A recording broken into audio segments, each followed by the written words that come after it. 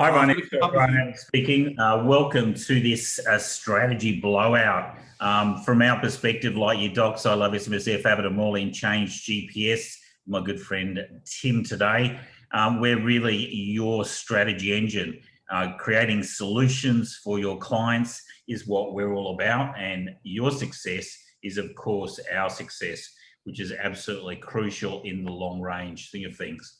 Strategy one, first off, you need to know all of these, and if you know all of these, it's absolutely got guaranteed success.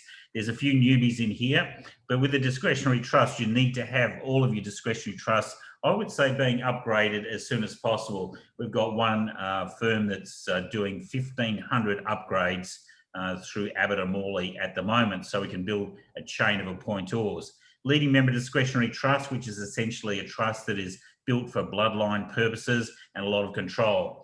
Changing trusts and SMSF deeds with no resettlement, there's a commissioner's ruling on that. So that's absolutely crucial. As I said before, if you need help there, please let us know. But it's a great idea to get all your deeds up and running. Family protection, living trust, I'm going to be talking about that a little bit later on. Wills are very au fait these days. They're very really out of the norm. And my preference, and that for certainly Tim and I are working on a couple of things, the family protection, living trust for bloodline protection. Likewise, with a leading member SMSF, we also have bloodline protection there. So it's the first time that an SMSF has been built with strong control. We'll be looking at that very shortly. An SMSF testamentary trust, which flows out of an SMSF will. I'll look at that a little bit later on, but it's essential that you know how to build an SMSF testamentary trust. As an advisor, it sits outside the will. It's actually created by the trustee of the SMSF in terms of a settlement for an adult child, a grandchild, or anyone else who is financially dependent. Insurance proceeds testamentary trust, you can also, that follows exactly the same suit there. Corporate trustees for all your discretionary trusts and SMSFs need to be secured in the event of bankruptcy, in the event of death, dementia, incapacity or divorce, and you need the successor director solution for that. Bucket company, make sure your bucket company has bloodline and successor director solution, plus also the equity in the bloodline bucket company needs to be shifted over to a family protection trust. Again, that's the benefit of having that living trust. And the protector, we're going to talk about that a little bit later on, a gift loan back strategy with call options. Now, if you have a really good understanding of all of those, then you're certainly going to be on top of things. Would you agree with that one, Tim? 100%, Grant. Everyone, you need to put a little bit of time into understanding these things, because this is how you're going to do amazing things with your clients. And there's strategies that I'm working on with Grant that are being updated all the time. And that's why Master Strategy Day, you need to be there. Yeah, make sure you come along. So all of the strategies we're looking at today, we'll be doing deep dive. Tim's come up with some 3 awesome case studies that will go through the ins and outs of everything. You'll become an absolute guru there. It's only $195. We won't go into that, but I'll send you some information later on today with the video of this.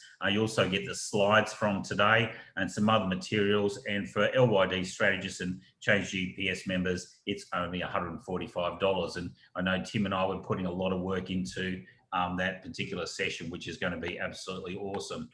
Okay, strategy 2. I think this goes without saying, but you're going to make money by doing things that others are not yet doing. And if you're a laggard, you don't make any money there, and particularly in the accounting industry. Would you agree with that one, Tim?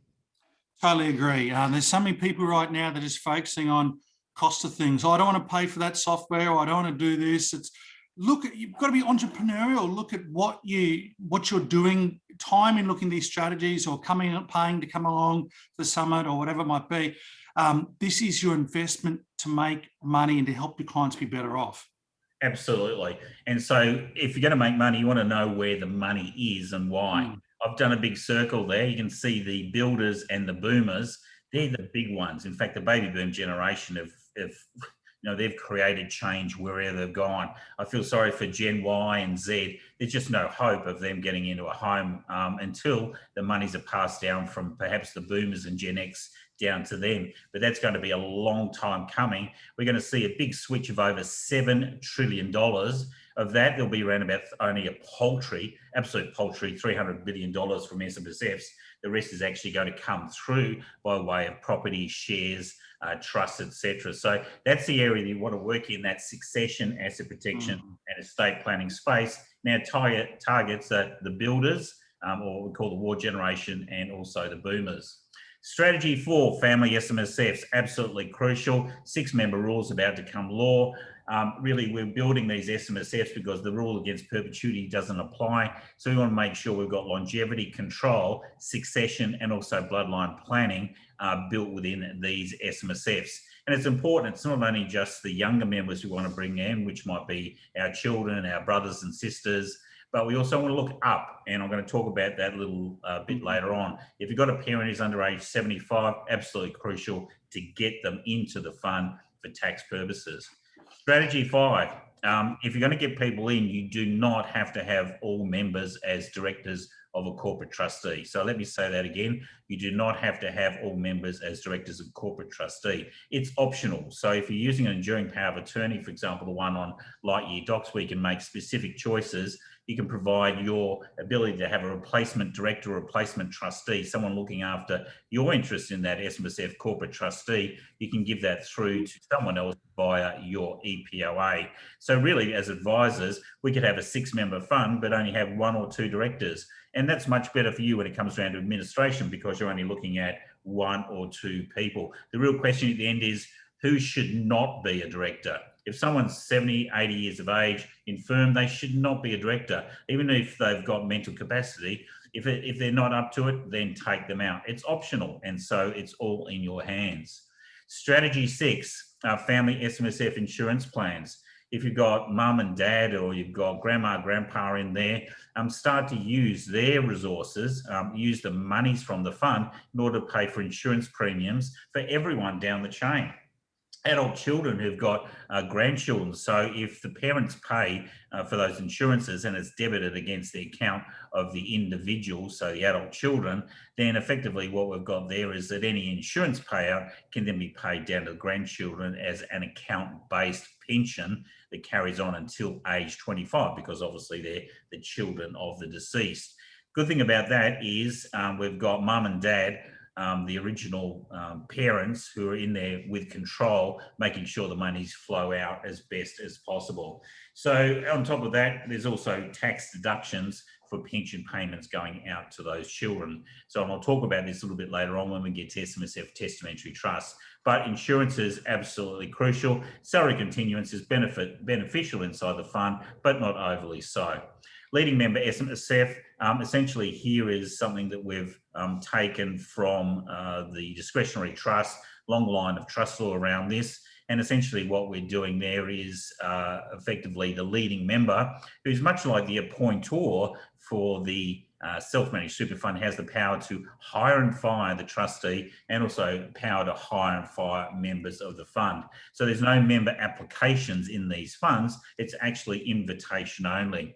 The important thing about that is that this correlates also with a leading member SMSF corporate trustee. And as a consequence of that, what we find is that with that corporate trustee, that it really has a good, strong control base, and enables that on the death of the leading member, their shares are cancelled and instantly passed down to the next leading member. So we have this chain of succession. At any point in time, there's veto power by the leading member in that SMSF as to what to invest in, more importantly, to ensure that all benefits or death benefits or other benefits are paid to bloodline only. So it's a very strong point. And listen, we will be sending all these slides through. It's fairly important, but as I said, go back to what Tim was saying. It's crucial if you come around to make sure you come to that 26th of March where we can work it in case studies. Section 291(1), absolutely important when we come around to looking at concessional contributions. You can see there those caps. If you haven't utilised the caps, absolutely perfect to do so on 30 June. We're going to be looking at a lot of strategies on the 26th of March for that. So catch up contributions, even going above the caps, because if we go above the caps, then what we find is that any surplus will be excess concessional, but it's added back to your assessable income for the year and has a 15% tax offset. Hence why we want to put in place the next strategy, the parent power play. The parent power play, by getting your parent in, if they're under age 75, primarily even better when they're under age 67, so they can bring forward 3 years of non-concessional, which can equal concessional contributions.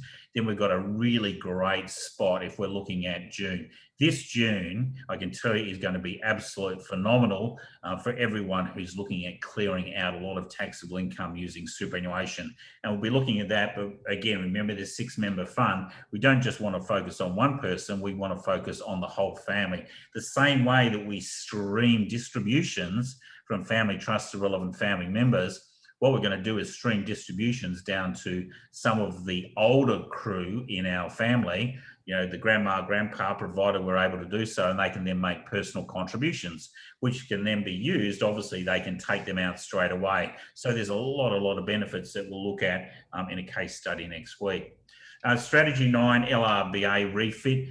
We're finding a lot at the moment. There's obviously a lot of work around in terms of property being bought in self-managed super funds. I've got a little thing there straight from La Trobe. They're certainly having a great run of it at this point in time.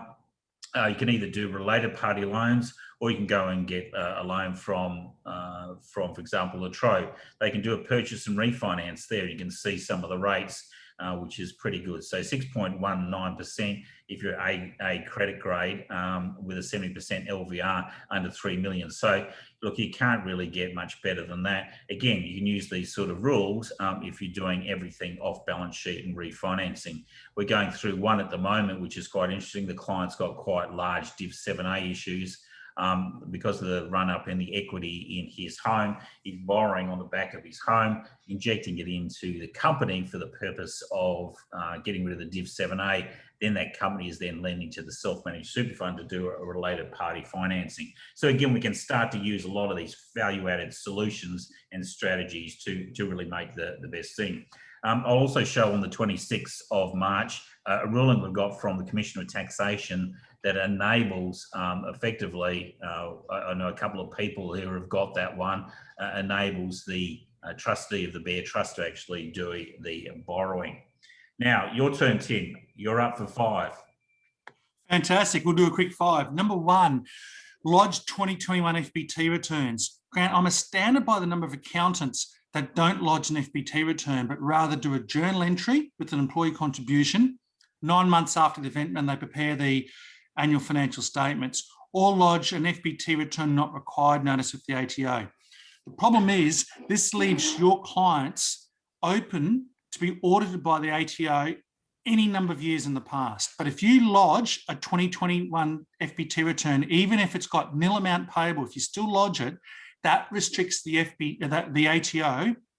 They can only go back 3 years, in the past. In other words, they can only go back 3 years. Once you've lodged it, that's it. It starts that 3-year period. So everyone, we've gotten Change GPS released Monday, our 2021 FBT app, and all the docs that go with it. You can easily do FBT returns and reports, and we automate all the declarations for you to make it super, super easy. So, and also we've got the emails for you to send to your clients to explain why, while you mightn't have in the past have recommended lodging FBT returns, why you recommend it now as a protection for your clients. And I've got to say, accountants, this de-risks your accounting business as well, because there are the ATO is about to do a massive review of FBT, comparing financial statements, motor vehicle expenses, entertainment, and if your clients haven't lodged FBT returns, they'll be contacting you. That's the first one. Second, Grant's already touched on it, but use a bucket company. Now, we know that we've got the 2 tax rates, the 30% and the 26% tax rate. So depending on how the money flows through from a trading entity or from investment entities, the most important thing though is don't not use a bucket company to invest. If you've got clients that are both risky people, getting money even at 30% into a bucket company and then buying investments in there is better than trying to say, oh, I've got to buy them in my own names or in trust to keep the CGT 50% discount. Sometimes it's better having it in 26 or protected bucket company and invest for many years. Then you've got fully franked dividends that can flow out in the later time when your clients mightn't be working, and you can use those franked dividends. So bucket company needs to be in your arsenal of tax planning strategies for all of your clients. As I said, Tim, the bucket company is great as your family banker, because you can use that for SMSF to provide related party finance at a 70% LVR for property, whether it's commercial, residential or rural, which is very hard to get at the moment. And also 50% if you want to do instalment warrants, which I will be building a little bit later on down the track. I love that bucket company strategy loaning to the SMSF. So look, there's lots of things there, and I know we'll cover it off on the strategy day. Third, beware the temporary full expense creating a trust loss. Remember, we've got temporary full expensing coming through. Vital you do proper tax planning, and we've got obviously Tax Plan Plus and Change GPS to allow you to model this out for all of your clients' entities on the one screen. If you're aware that you're creating a loss, you might have in a trust, for example, you might be aware of it, but if your client buys something, it creates a loss, you might have franked dividends, you'll lose those franking credits. There might be a whole range of other things. You need to do tax planning for your clients this year more than any other year. So have a good look at that. Fourthly, get your trust distribution resolutions done. Grant, I'm astounded still by the number of accountants that don't do this before 30th of June. Ladies and gentlemen, you are in big trouble unless you do this. You know, if you might have one of your accountants called up and put on the box in court and say, what's your practice do? Is it to do them before 30th of June or do you do them afterwards? And hand on heart, they've got to swear in the Bible what's going on. You could be exposed. I'm stunned. The number of new clients we're taking over where previously they have not had trust distribution resolutions done before 30th of June. I'll tell you what, it's the tax office is getting damn aggressive. Remember, the investment strategies for SMSF was always swept under the carpet for a long time. He pops out in September 2019, comes out in February 2020. The whole world's changed. He's getting very, very aggressive on a whole lot of stuff. So what an easy way to balance the budget by taxing all those trusts at 45 or 47%. Exactly. And look, accountants, clients will turn on you if the crap hits the fan. You will be sued. So this is not a scare tactic. This is reality that we all face. I'm imploring you to de-risk your businesses. Grant's got in light year docs, and we've got in GPS the tools to enable you to do these resolutions, but you need to do your tax planning first so you can see where the money will fly. Get the distribution resolutions done, get them signed by electronic signatures. It's nice and easy. In Change GPS, we've got the system and the letters for you to send to your clients with emails to tell them why you need to do them. And we recommend charging $250 per trust resolution, okay, for the work that you need to do. That, you know, vital. Last one, understand tax planning is two things. Number one, reducing tax, and second, planning for payment of tax. So it's not just strategies to reduce, but you need to help your clients to understand when their tax obligations come. Again, we've just released 2 weeks ago, 2021 tax planning and Change GPS and the new tax flow report. So once you've done a tax plan for 2021, you push one button and bingo, there is your next 18 months for all of your clients' entities, their tax payments with auto 2022 PAYG installments calculated. You can put in manually any of your tax planning, any of your tax repayment plans with the ATO. It's got everything in there automatically and charge for that. We recommend charging $350 for that tax flow report. So we're helping you to monetize these things, but ladies and gentlemen, make certain you do these things that we've got listed here. They are vital. And a quick note back to Grant Carland, who's asked FBT lodgements, would we go back the last couple of years and lodge them to lock out the amendment period? Yes. If they're nil returns, yes. Even if you're doing employee contributions and things like that, tell your clients where you need to lodge them. Lodge them. If it's a nil return, there shouldn't be any penalties. But then again, it locks in, the amendment period is from the date you lodge the tax returns. So even if you do them for prior years, it'll still lock those years off. I'd recommend doing that. Absolutely. And I think it's also important that I know on the 26th of March, you're going to show you Tax Plan Plus, but I've got a few strategies there that will reduce your tax now, but effectively shoot it forward for 2 years. So again, a tax deferral can be just as valuable, particularly in tight cash situations, as a permanent tax difference. Okay, strategy 10, become a SMSF advisor. The association's up and running. Have a look at smsf.com.au, the Succession Asset Protection and Estate Planning Advisors Association. Mission statement, we're going to have a meet the board next week. Tim and I are both on the board, but essentially we empower our members, which are advisors such as yourself, to provide family-based succession asset protection and estate planning advice to their clients. The association delivers a strong advisor accreditation program that meets specialist competency standards, which are up on the site, provides ongoing CPD, creates a community of like-minded, like advising minds, with SMSF advisors embodying the hallmarks of confidence, compliance, empathy, ethics, and also professionalism. So make sure you get in on top of that. It's the brand new world of advising, and it takes full action against that $7 trillion we're talking about. SMSF wills, much stronger than B2BNs. You've got 6 choices here. A B2BN really, I find that around about 90% of them are ineffective. In fact, there's been a lot of stuff around it. SMSF will is a set of binding directions and also nominations. You can revoke, like a will, you can revoke your earlier ones. Make sure reversionary pensions take precedence. You can put in here an SMSF testamentary trust through death benefit payments. You can also make sure that you're appointed as a guaranteed professional to look after the SMSF estate. Our whole way of being is to make sure that our SMSFs never, ever flow through the estate. So let me say that again. SMSFs never, ever flow through the estate. They're paid directly out from the SMSF by way of pension lump sum, paid to a family protection trust, or alternatively, just paid to a SMSF testamentary trust if you want those juicy tax benefits for children and grandchildren to take as adults. So again, SMSF wills are the way to go. SMSF death benefits testamentary trust.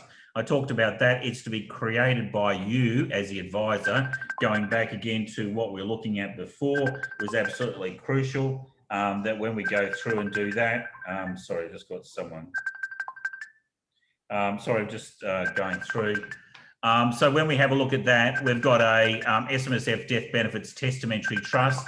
And essentially from that one, we've got a position that that testamentary trust would enable beneficiaries, including child beneficiaries, to access the monies coming through by way of income, and more importantly, be taxed at the adult tax rates. So again, sorry for that little buzz coming through.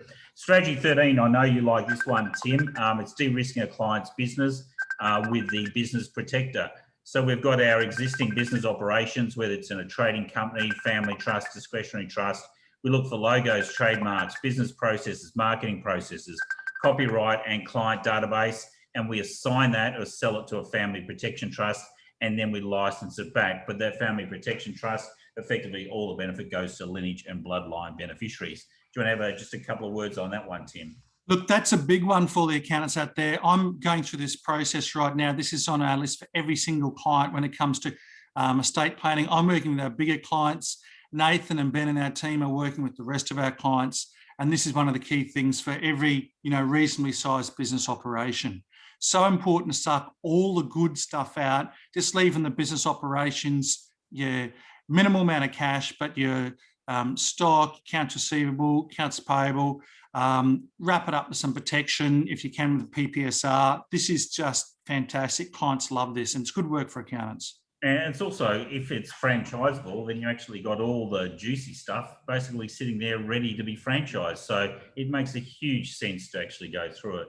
The protector, absolutely juicy, love it, use it. I know Tim used it. I'll get him to give a couple of words on that. We will look for the net equity in all our assets, whether it's home, cars, Bitcoin, everything. We transfer that by way of a promissory note as a gift over to, again, a family protection trust, which is for beneficiaries, lineage and bloodline. This is the real living trust stuff that we're looking at. I'll looking at very shortly. That promissory note is then endorsed back to the family by way of a loan, and then there's registered mortgage and PPSR over it. But effectively, it helps us. Obviously, in terms of bankruptcy, we have to wait the 4 years because a gift is no consideration. But the solvency certificate that's part of the package, effectively, you're right in there as well. Registered mortgages, PPSR. great for our family provisions claims, because if there's nothing left in the estate, how can anyone make a family provisions claim on the estate? And I know, Tim, you've got quite a few racked up. I've got one client, we're doing 20 protectors and we're partway through at the moment. Yes, so look, every single one of my clients, I'm mentioning this to them. We're charging $5,000 per property one and $3,000 per business one. And I've just got too much work on. It's just insane. Clients are loving it. So this is a massive area. We've got systems on how to do this with all the letters and recommendations in Change GPS. We've got like the front end to engage your clients, and then Grant gives you via Lightyear Docs the actual tools to deliver this to your clients. Okay, fantastic. So let's go on to the next one. And I know Tim's doing a lot as well. We're doing the same at Abbott Mourly. So successor directors, problem is there if you've got a sole director or old companies where you still need to, can you believe there's still some around where you need two directors to sign, and they go bankrupt, becomes incapacitated, and they could be a trading company, bucket, SMSF trustee company, discretionary a trustee company. You need to put in place a binding resolution, a successor director solution that allows another person to step in as a director. So you've been doing quite a bit of this as well, Tim, and how much do you charge for it? Yeah, we charge $350 per company, and there's two ways you can roll it out. Again, we've got the systems in Change GPS to offer it to your clients, and in a way that the clients understand the value behind it, why they need to do it and why they need to pay for doing it. You can either offer it to all of your clients at the same time, or one strategy is, as your annual reviews come around every year, make an offer. So that way you kind of get through all your clients monthly basis over 12 months. If your clients don't have this, I get them to sign off on a document saying they've rejected it, because if anything goes wrong, their company can't trade. And accountants, what are you going to do? Do you think you can lodge a Form 484 to appoint the successor director's partner? Guess what? No, that's fraud. And I've seen accountants do that. Unless you have this done, no one can become a director. So that's why you need to have the successor director resolutions and everything done, so your clients can legally, the remaining partner or spouse can sign the Form 484 and get on board as a director ASAP. It's absolutely no brainer. Can you believe there's 2.8 million companies out there and they're all laid to waste? They're just potential dramas everywhere. And of course, who they're going to look back to? Obviously the accountant. UPEs, sort them out before 30 June. Tim talked to you about the importance of the distributions. I would take it to the next level. You've got smelly old UPEs that are unsecured, that are sitting on the balance sheet. Give them over. Give them back to the trustee of the discretionary trust. Say, clear out that UPE. Or alternatively, forgive it, or actually send it over, transfer it over to the Family Protection Trust so you can gift it over there. Alternatively, sell it over there so that you've now got a loan between the Family Protection Trust and also the discretionary trust. So that to me is a pretty good idea, because you're getting some money back into your discretionary trust, but the value is sitting over in the Family Protection Trust. Anything to say about that, Tim? Because I know you're very strong on those UPEs. Yeah, really important to get them clean. You don't want to just have a trust built up year in, year out with UPEs owing to individuals. And look, we're assuming you don't have any Div 7A issues and associated companies here. These are for UPEs to individuals.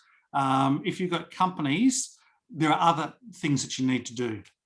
Yeah, we'll be looking at that. So I've got 4 minutes to do the final four. Family Protection Living Trust. If you go over to the US, you go to the UK or most European, or even if you have a look over at Japan, hardly anyone goes down the will. One is that they're painful. If you've ever been an executor or have helped a client be an executor, take ages for benefits to be paid out. And that's assuming that the will is not challenged. Even to get probate can take a long time. It's very expensive. You have to go to the Supreme Court. I just got involved in one which I thought was quite simple, but it ended up costing $15,000 and took 6 months. So if there's a family provisions claim, it could take like 5 or 6 years. So it's far better using the protector, using that structure we talked about before, the business protector, to getting all the value in that family protection trust. Again, it's like a leading member. So you've got your family protection appointor. They then have a successor, and then there's a successor after that. Register it in South Australia, the jurisdiction of South Australia, and the rule against perpetuities does not apply. But the only people who are beneficiaries here are obviously bloodline or lineage. So it's a very strong tool. least for legacy. In fact, I know a number of clients who we're building these for at Abbott Mourly. They call them their family legacy trust, and it's much better than a will if you look at it from my perspective. And also it means it's much easier for accountants. Any words on that one, Tim? Again, that's what we're doing for all of our clients. Some of our clients are calling them the family vault. I like the word family legacy trust as well. That's where the wealth of the family needs to sit. So important to get it done. A good one there. In fact, Darren has come and said, would a gifting a UPE end up being a CGT event? I would say potentially. I'd have to have a look at it. Usually whether an UPE is a security, whether it is a loan, because if there is, then that's excluded from CGT. But let me do a bit of research on that one, Darren, and that's a fantastic one. Again, it's probably a better idea maybe to have a loan forgiveness. It's certainly one of my preferences. Financial dependency, what we need to do is start to do a deep dive on that. Malik's case, Four's case, where a mum was actually financially dependent on a 19-year-old son because he gave her $200 a month by way of board. I've seen the Super Complaints Tribunal where we have financial dependency between two same-sex couples. Private binding ruling number 105.123.161.2657, where a father who provided university school fees to his adult children, effectively they were held to be financially dependent on, even though they never lived with a father, they lived with their mother.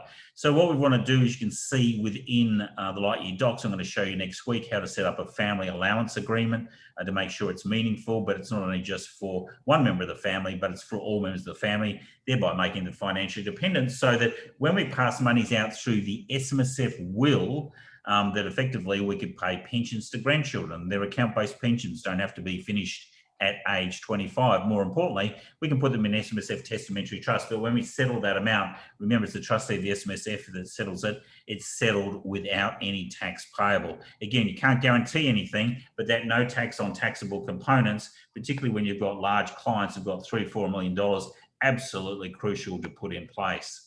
Strategy 19, wills and testamentary trusts. As I said, our philosophy is to make sure that everything gets into a living trust. It's done all around the world, so why should Australia be any different, particularly when we have the litigation under family provisions claims? So from our perspective though, we've set up a system to do wills and testamentary trusts. Just built one with Tim, which is fantastic, which is a will where you can do specific gifts, and then straight out of it becomes a bloodline testamentary trust. So it's a very exciting innovation, a lot of work going down this side.